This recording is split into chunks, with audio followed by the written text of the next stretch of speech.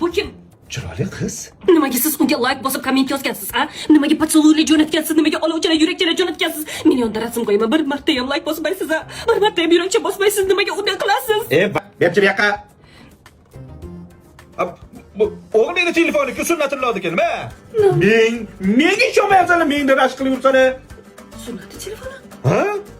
Sunnat hali 18 ga kirmasdan nimaga bunaqa qizlarga like bosadi? Voy yurakchalar, olovchalar nimaga jo'natadi? Chinnimi? Voy o'g'lim, ayting.